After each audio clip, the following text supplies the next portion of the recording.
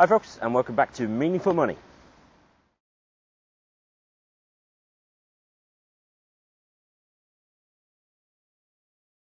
Okay, I'm here in a park, I think, in Windsor. Should be able to see behind me Windsor Castle on the horizon there. I'm here for a conference tomorrow where I'm up for an award actually, so we'll wait and see, fingers crossed and all that.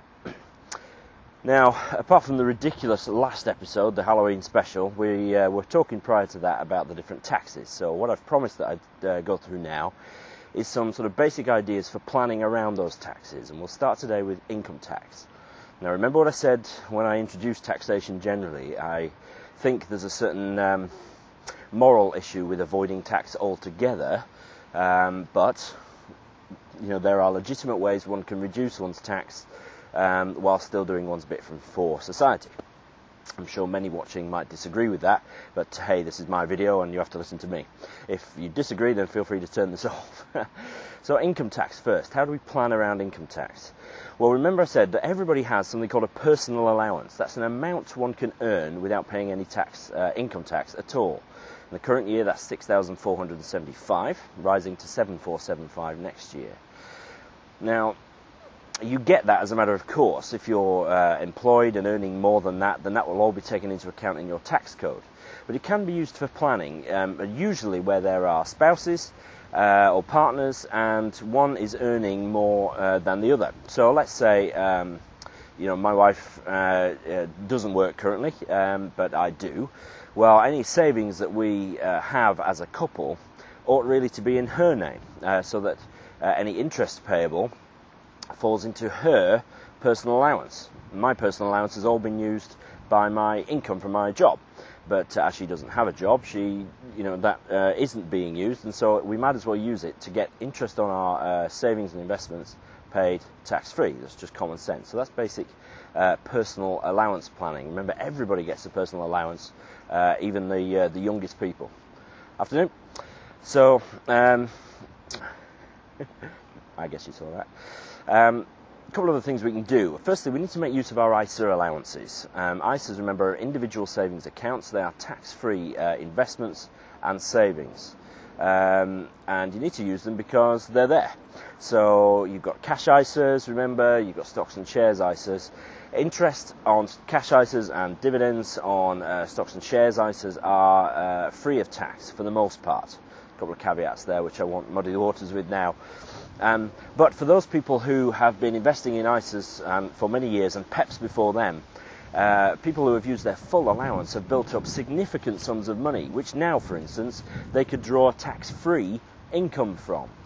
Now, obviously, that's pretty long-term planning, and it goes as part of retirement planning for me and my clients. We don't just save into pensions. Obviously, using ISAs is a very powerful, important part of building up a sum of money, which can one day produce a tax-free income, and in the meantime grows largely free of tax. No point paying income tax on your investments if you don't have to.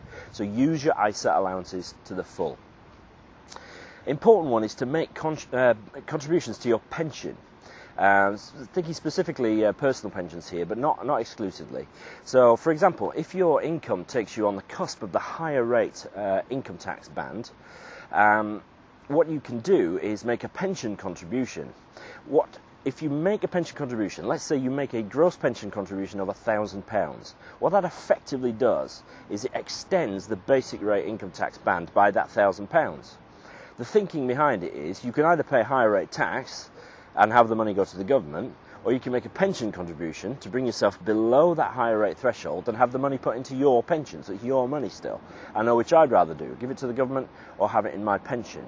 So particularly if you're on the cusp of the higher rate income tax band, consider making pension contributions, but you should do that anyway. Remember, free money from the government. What if you're self-employed? If you're employed working for a company, your income is paid to you and the tax is all sorted out via the pay-as-you-earn system. You just get your pay slip and it says on there how much tax you've paid and how much national insurance you've paid. But if you're self-employed, consider having a limited company. Now, the reason for that is, if you're self-employed as a sole trader, all the income you get, less any expenses, is your sort of profit, and that is taxed on you as a person. Whereas if you set up a limited company and trade via that way, then the income, expenses, and any tax on any profit is at corporation tax rates, which are lower generally than individual rates, particularly if the numbers are large. So consider having a limited company if you're a self-employed sole trader. Perhaps I'll come back to that and put a bit more detail on that in due course. Last sort of quick tip for income tax planning is charitable giving, and particularly in this case using the gift aid system. If you are a higher rate taxpayer particularly, this is useful. If you've ever given any money to any charitable cause, or if you've gone to a museum and they've asked you to sort of make a donation and they claim back the gift aid, essentially the charitable institution can claim back the tax, the basic rate tax, which will be payable on the sum of money that you've given.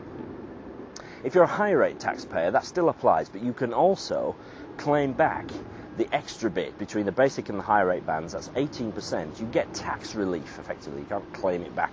You can't have that money back in your pocket. You can get tax relief. So your tax bill is reduced, effectively, by the difference between the basic and the higher rate bands. So charitable giving can actually be a useful part of income tax planning. As you can imagine, there's many more, and a little nod of thanks to my Twitter buddies for giving me some of the top 5 income tax planning tips here. But there's plenty more, and there's plenty more detail there. So if you have any questions, then leave them in the comments box as usual, and we'll go from there. But for now, from the park in the shadow of Windsor Castle, thanks for watching, and I'll see you next time.